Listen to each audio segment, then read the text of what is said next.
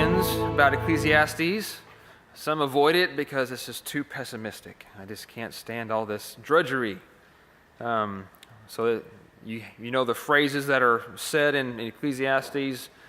There's nothing new under the sun, vanity of vanities, so nothing matters. Well, actually, it's the opposite. Everything matters, and that's what we're going to be looking at the next 13 weeks in our study, why everything matters.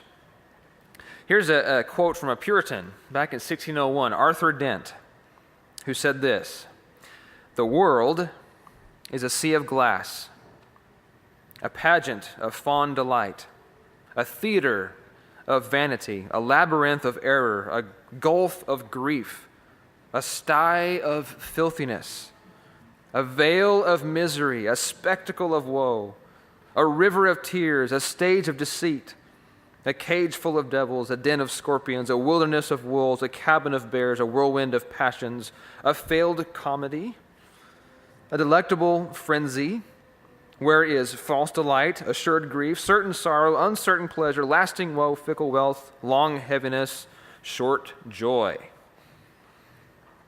And that'll encourage your heart, right? These words are bleak. Where's the positive outlook on life? Why so much pessimism and gloom? A lot of people feel this way when they start reading Ecclesiastes. This book is a killjoy. Can't we get something a little more encouraging and worthwhile? Why all the negativity? But that's not really the purpose of Ecclesiastes, is it? It's not to promote a nihilistic view on life, that life is meaningless.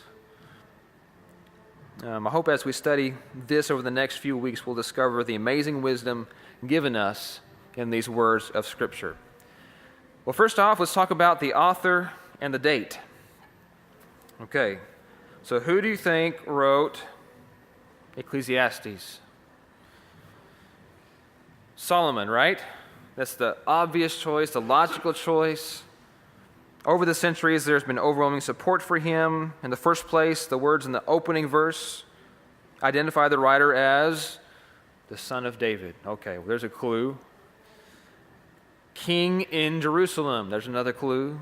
If you go to verse 18 of the first chapter, you see that verse 12, "I, the preacher, have been king over Israel in Jerusalem." Over Israel. Okay? If you remember our study of 1st and 2nd Kings, the kingdom divided under Solomon's son, right? Rehoboam. The northern kingdom was called Israel. The southern kingdom was called Judah. The capital of the northern kingdom was either Samaria or Shechem, depending on which king you're talking about. And the capital in the southern kingdom of Judah was Jerusalem. Okay. So there's only one son of David who reigned as king over all Israel in Jerusalem. That was Solomon. So it has to be Solomon. All right, so there's no whatsoever controversy about who wrote this, right? Wrong. Of course, someone has to bring something up. Other scholars have theorized that someone was using the historical figure of Solomon as the backdrop for writing this book, much like an author would write a novel from the perspective of an historical figure, making a big point by using someone else's life. But, I obviously think that's a stretch. I think it's Solomon. We know that Solomon wrote the majority of the book of Proverbs, and we see this at the end of the book of Ecclesiastes. In chapter 12, this is what the author says of himself. Verse 9 of chapter 12, "Besides being wise, the preacher," this is the author, "the preacher also taught the people knowledge, weighing and studying and arranging many proverbs with great care." I think it's Solomon. Those who organized the canon of Scripture felt pretty confident of Solomon's authorship in Ecclesiastes. They put it in between Proverbs and the Song of Solomon. So let's just go with that, okay? King Solomon, 10th century BC, keeps things simple, I think. Okay, what's the purpose of this book? And this is going to be not figured out completely today. I think it's something they're going to learn throughout our study. But the purpose of Ecclesiastes is to tear down, disassemble, deconstruct, and guard against any form of self-reliance. Rather, it's meant to establish, promote, and internalize that the fear of the Lord is the beginning of wisdom. It takes the whole book for Solomon to get around to this point as he brings us to the edge of desperation, to the end of ourselves, so that we find our rest in God. As Charles Bridges has said, the preacher's object is not to allure men to the pleasures of the world, but rather to deter them from such pleasures, and exhorts them with a divine eloquence to despise the world. Another commentator says this: we face the appalling inference that nothing has meaning, nothing matters under the sun. It is then that we can hear, as the good news which it is, that everything matters, for God will bring every deed into judgment. With every secret thing, whether good or evil, that's how the book's going to end. So on this rock, you have two options. You can be destroyed, or you can build. Who is God if He is sovereignly reigning over the earth? Everything matters. So let's read the first 11 verses. That's all we're going to get through today. The first 11 verses of Ecclesiastes chapter 1. The words of the preacher, the son of David, king in Jerusalem. Vanity of vanities, says the preacher. Vanity of vanities, all is vanity. What does man gain by all the toil at which he toils under the sun? A generation goes, and a generation comes, but the earth remains forever. The sun rises, and the sun goes down, and hastens to the place where it rises. The wind blows to the south, and goes around to the north. Around and around goes the wind, and on its circuits the wind returns. All streams run to the sea, but the sea is not full. To the place where the streams flow, there they flow again. All things are full of weariness, a man cannot utter it. The eye is not satisfied with seeing, nor the ear filled with hearing. What has been is what will be, and what has been done is what will be done, and there is nothing new under the sun. Is there a thing of which it is said, "See, this is new"? It has been already in the ages before us.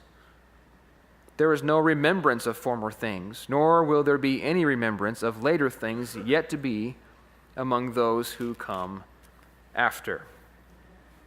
All right. And you right off think, okay, that doesn't sound positive at all. Okay, but let's work through this. All right, so the first couple of verses, we find the preacher and his premise. So the words of the preacher, the son of David, king in Jerusalem. So the words of the preacher, the Hebrew word kohelet. That's a best spelling we can come up with, coming up from a Hebrew word. Preacher. It's referencing the community of the people of God gathered for worship. Kohelet comes from the Hebrew word kahal, which means assembly, gathering, congregation. So we see this when the psalmist says, "I will tell of your name to my brothers in the midst of the congregation. I will sing your praise."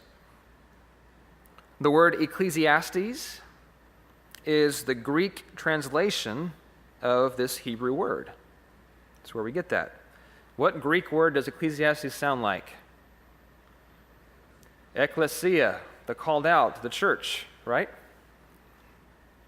So thus, preacher is a better interpretation than teacher. He's not with pupils in a classroom delivering a lesson. He's among the people of God in an assembly delivering a sermon. So that's probably the best translation. Preacher, the words of the preacher. Son of David, being the immediate son of David, we must call to mind the wisdom that Solomon heard from David even before he received the wisdom from God. David was a man after God's own heart. He modeled and instructed and raised his son. We find this in Proverbs chapter 4, starting with verse 3. "When I was a son," Solomon says, "with my father, tender, the only one in the sight of my mother, he taught me and said to me, let your heart hold fast my words, keep my commandments and live. Get wisdom, get insight. Do not forget and do not turn away from the words of my mouth. Do not forsake her, and she will keep you. Love her, and she will guard you.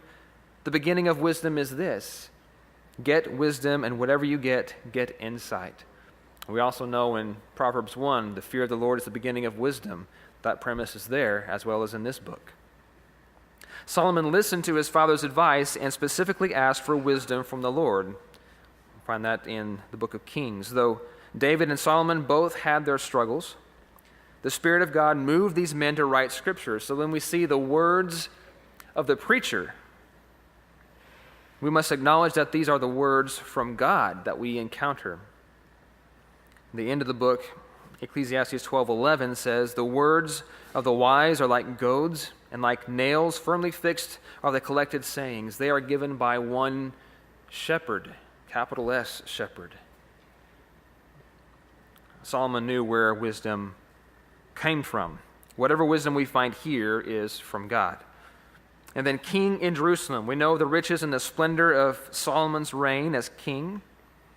Such opulence afforded him anything that the world could offer him.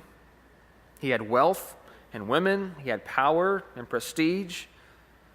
Yet the words that follow in this book hardly depict what one would think a king's life would be. Solomon demonstrates that the most gifted man conceivable, who could outstrip every king who ever occupied the throne of David, would still return empty-handed from his quest for self-fulfillment. So the words of the preacher, son of David, king in Jerusalem, there's a lot there in verse 1 to consider. All right, let's go to verse 2. "Vanity of vanities," says the preacher. "Vanity of vanities, all is vanity." So vanity of vanities, the Hebrew word for vanity is hevel, which taken literally refers to a breath or a vapor. Sometimes you see it translated as meaningless, worthless, emptiness. Sometimes that word is referred to an idol, which is appropriate. There's nothing really there. So you see this, whatever this is, vanity of vanities, you see it briefly and then it's gone. You can't hold it in your hands. It's elusive. And he's saying our lives are like this. From Psalm 39, "O Lord, make me know my end, and what is the measure of my days? Let me know how fleeting I am. Behold, you have made my days a few handbreadths, and my lifetime is as nothing before you. Surely all mankind stands as a mere breath. Surely a man goes about as a shadow. Surely for nothing they are in turmoil. Man heaps up wealth and does not know who will gather." Vanity of vanities, this similar thought. Psalm 62, verse 9, "Those of low estate are but a breath. Those of high estate are a delusion." There's no difference. In the balances, they go up. They are together lighter than a breath. And just coming out of Job, we saw several verses where he talks about the fleeting life that man has. Job 7, verse 6, "My days are swifter than a weaver's shuttle and come to their end without hope." So this phrase, vanity of vanities, occurs over and over in Ecclesiastes. And this is the premise for Solomon's message. All is vanity. And that word all there is just saying the whole, everything, entirely. All is vanity. Moving on to verses 3 and 4, we have misery and mortality. What does man gain by all the toil at which he toils under the sun? So what does man gain? What benefit is there? Again, what's the purpose? What profit is there? How much and of what substance will man earn? This sounds like a question that Jesus asks, doesn't it? For what will it profit a man to gain the whole world but lose his soul? Or what shall a man give in return for his soul?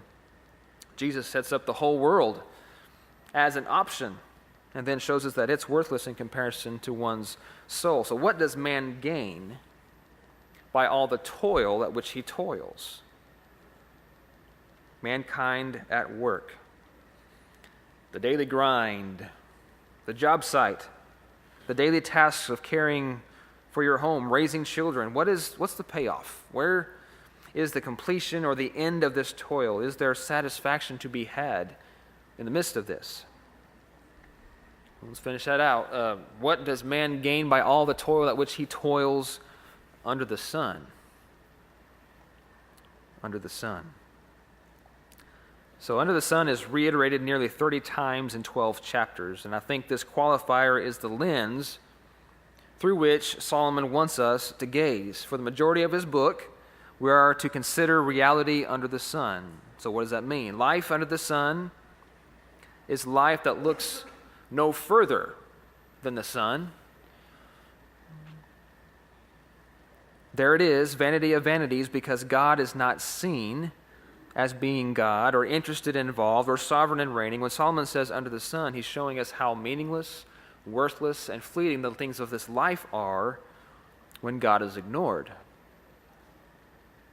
Solomon understood this all too well, having received so much and allowing these things to effectively turn his back on God. Now that he's older, he sees how much wasted time he spent chasing the wind, pursuing vanity of vanities. If our view of life goes no further than under the sun, then all our endeavors will have an undertone of misery. So looking for satisfaction from the world in your toil is fleeting. While society has goals for you to achieve, what lasting purpose does your work hold? The public wants results, progress report, evaluations. How are you getting better and better? To what end? To what end? Isaiah 55, verse 2, why do you spend your money for that which is not bread, and your labor for that which does not satisfy? Is there satisfaction in labor? Solomon's asking all these questions, and he's viewing it as under the sun. Under the sun, what does it matter? Well, Solomon deals more with work, toil, in chapter 2, so I'm going to move on to verse 4 for now, but we'll come back to that. Verse 4, a generation goes and a generation comes, but the earth remains forever. So a generation goes and a generation comes. Think about that. How many hundreds of people have lived on this earth? How many generations upon generations? They come and they go. And as much as man tries, he does not live on this earth forever. Psalm 90, verse 3, you return man to dust and say, return, O children of man, for 1,000 years in your sight are but as yesterday when it is past, or as a watch in the night. You sweep them away as with a flood. They are like a dream, like grass that is renewed in the morning. In the morning it flourishes and is renewed. In the evening it fades and withers. I mean, how many of you ponder the growing of the grass every night when you go to bed and when you wake up in the morning? Those who have to mow it probably more than others, but this is what it's saying here. People come and they go. The under the sun mindset will quickly despair at the meaningless nature of life itself. You know, we live and we die. As it says elsewhere, let us eat and drink, for tomorrow we die. Well, let's move on. But the earth remains forever. What do you make of that phrase? Does the earth remain forever? As believers, we know, no, it's not going to remain forever. But if you view the earth under the sun, ignoring the words and the workings of the Creator, you see things differently. You, Lord, laid the foundations of the earth in the beginning, as Hebrews says, and the heavens are the work of your hands. They will perish, but you remain. They will all wear out like a garment. Like a robe you will roll them up. Like a garment they will be changed. But you are the same, and your years will have no end. God is the one who abides forever. If your eyes are on the Creator, you see things in light of eternity. And Charles Bridges said this again, eternity and unchangeableness are the necessary grounds of happiness, and that's only found in one person, right? Eternity and unchangeableness, and the eternal and unchangeable one in our God. Okay, so under the sun, work. Under the sun, life and death. Let's move on to verse 5. You see these ceaseless circuits start to happen. Verse 5, the sun rises and the sun goes down and hastens to the place where it rises. Okay? According to Ecclesiastes, even the sun itself gets short of breath. That's what the word hastens means, to gasp or to pant. It speaks of the sun as weary, like a runner running in circles around a track, just hastening, going.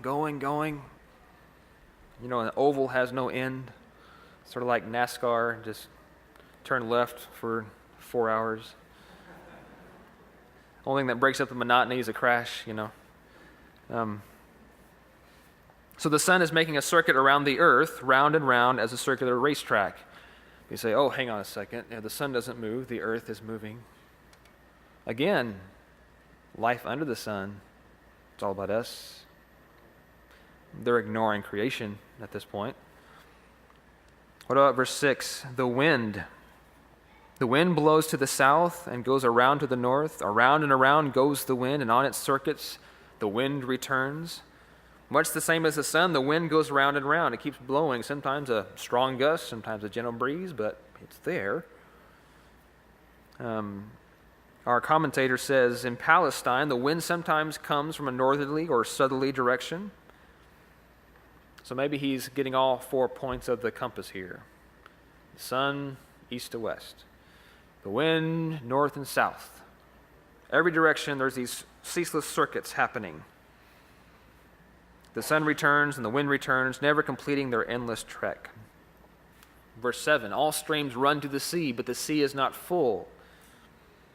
To the place where the streams flow, there they flow again. So you might think this is the water cycle. You know, it's evaporating, falling, goes down, evaporates, falls, and just happens over and over. So on some level, I think you can make that stick, but Solomon's point is that for all the efforts of the streams flowing, they never fill the sea. That's his point. If you think of the land of Israel, what is the main river in the land of Israel? The Jordan River. Okay? Where does the Jordan River flow? The Dead Sea. Okay? The shores of the Dead Sea are 1,400 feet below sea level. That's the shores. That's before you go down. The shores are 1,400 feet below sea level. This is Earth's lowest elevation on land. Other small rivers and streams, springs and wadis, naturally flow down to this lower elevation, and yet it's not full.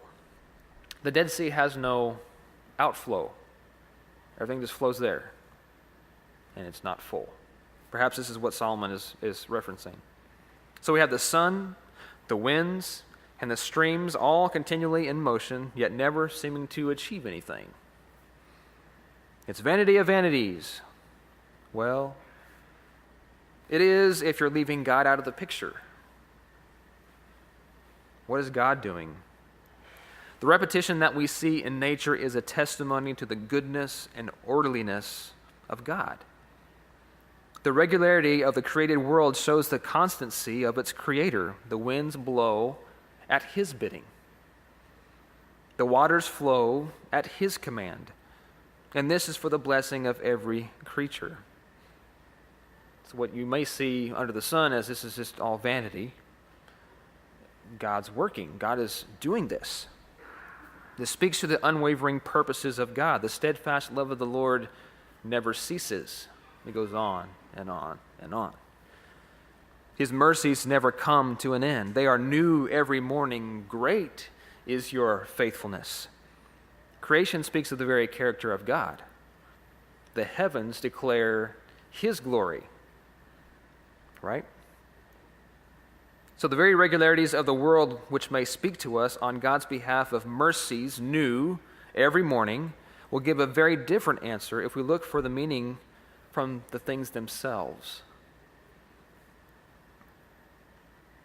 In the Old Testament, we have the authors using creation to speak of the glories of God, even thinking about the sun, from the rising of the sun to its setting, the name of the Lord is to be praised. Creation is his. When we look at creation, we shouldn't see monotony. We ought to see the sustaining hand of Almighty God. that the universe doesn't implode or explode is only by the will and the purpose and decree of the Creator. So if our outlook is merely under the sun, no doxology, no praise can arise to the one who is in heaven. Our eyes get no further than under the sun. We don't worship the one who is keeping all things together. Let's move on to verse 8. We have fatiguing faculties. Yes, I'm alliterating. Yes. All things are full of weariness. A man cannot utter it. The eye is not satisfied with seeing, nor the ear filled with hearing. So all things are full of weariness. A man cannot utter it. The Hebrew word for things is also often translated as words. I think that's probably a better translation there. All words are full of weariness. This follows the thought of the rest of the verse. Therefore, man cannot utter it. Man's mouth cannot utter words. His eye is not satisfied with seeing. The ear is not filled with hearing. Man's senses, his faculties, fail to satisfy him. He grows weary of saying the same things. He grows weary and discontent with seeing the same things. He grows tired of hearing the same things. When encountering life in this way, man will always be left unfulfilled. So, you see this word weariness here. It makes the preacher tired just thinking about it. This under-the-sun viewpoint, again, contrasts with that of the Old Covenant believer. He loved creation. He saw it in the majesty of God's name. He looked in admiration at the skies, at the creation, the animals, the plants, the seas. And he likened them to the character of God. He sang to the glory of God because of what he saw and heard. He saw nature sing for joy. He knew that God's control of creation was part of his redemption. Think of the Exodus. When they left Egypt, they crossed the Red Sea. What did God do? He parted it. And then when the Egyptians went across, it came crashing back down. They saw redemption through creation, that God was in control of it. Taking their cue from Solomon, these other wise men gloried in creation and used its object lessons for their own purposes. So the preacher's point is this: all this is lost in an under-the-sun viewpoint. All that is left is nature in a state of exhaustion. A godless man will very naturally find himself wearied, unsatisfied, unfulfilled. But for the one who fixes his eyes on Christ, far different. His ears to the voice of God, the Good Shepherd, he who speaks the praises of his Savior, there's true rest there. Not meaningless, not weariness, not growing tiresome. We can rest in who God is and what he has done. We will no longer look this way, look that way for something to satisfy us, but our senses will be saturated with the glory of God. Well, in the last three verses of this passage this morning, we see nothing new. What has been is what will be, and what has been done is what will be done, and there is nothing new under the sun. Is there a thing of which it is said, "See, this is new"? It has been already in the ages before us, and this is fairly self-explanatory. He's reiterating the view of vanity of life under the sun. In this view, what is old is no different than what is new. What is new is no different from what is old. He finds no value in either, only uneventful tedium. And an immediate response for the believer must counter this notion. God is at work and has been at work, and he will work. Michael Eaton says this: redemption consists of acts of God in history. God has worked through time. When we see What has been is what will be. You're just discounting the hand of God at work through all history. Redemption consists of acts of God in history. Revelation involves authorized interpreters to predict God's acts before they happen and to expound them after history and expound them afterwards. History is traveling to a goal. It's moving to a point. The day of the Lord when he will complete his purpose, redeem his people, and judge his enemies. So the preacher's point, again, is that this cannot be viewed in a secular way. Consider life under the sun, and then the concept of God's ruling from heaven no longer holds good.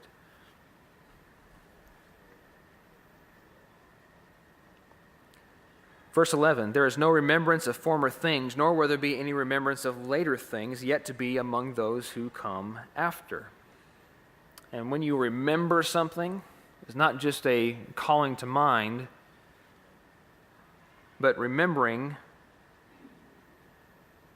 and acting accordingly. So they're saying there's no consequence of former things. Doesn't mean anything that what has happened, I'm not going to act according to that. Today is today. I think our society here in the U.S. is much like this. Doesn't matter what's happened before, we're this today, and we're just going to go this way. The Hebrew actually doesn't translate the English word things in this verse. We see this, former things. Sometimes you see it translated as people, former people. It's emphasizing the old and the new, continuing the thought from verses 9 and 10. If you think of it as people, there's no remembrance of past generations, nor will there be of future generations. Implied in this is that the present generation doesn't matter either. Under the sun, the past, the present, and the future offer no meaning or no guidelines. So we once again must contrast this outlook with who God is. He knows all things. Not one person is misplaced in the annals of history that has escaped his eyesight. From the creation of the world to its ultimate end, every word, deed, thought, and action is captured by the all-seeing eye of our God. He knows. He knows us. He knows our frame, that we are dust. Before a word is formed on our tongue, he knows even the motive you had when you spoke it. And as the psalmist says in Psalm 139, such knowledge is too wonderful for me. It's high, I cannot attain it. This is the God who knows all. To sum up some of these thoughts we've gone over this morning, Solomon's going to ask more questions in this book and rehash some of what we've talked about today, but maybe go into more detail. In the final chapters, he has good news for us once we who have been given a capacity for the eternal stop pretending that, what is mortal is enough for us. Think of 2 Corinthians 4, verses 16 through 18. So we do not lose heart. Though our outer self is wasting away, our inner self is being renewed day by day. For this light, momentary affliction is preparing for us an eternal weight of glory beyond all comparison. As we look not to the things that are seen, but to the things that are unseen. For the things that are seen are transient, but the things that are unseen are eternal. So Solomon here is trying to deliver us from a rosy-colored, self-confident, godless life that's going to end in bitterness and cynicism and regret, from trusting in wisdom, pleasure, wealth, and human justice or integrity. He wishes to drive us to see that God is there, that he is good, generous, that only this outlook on life makes it coherent and fulfilling.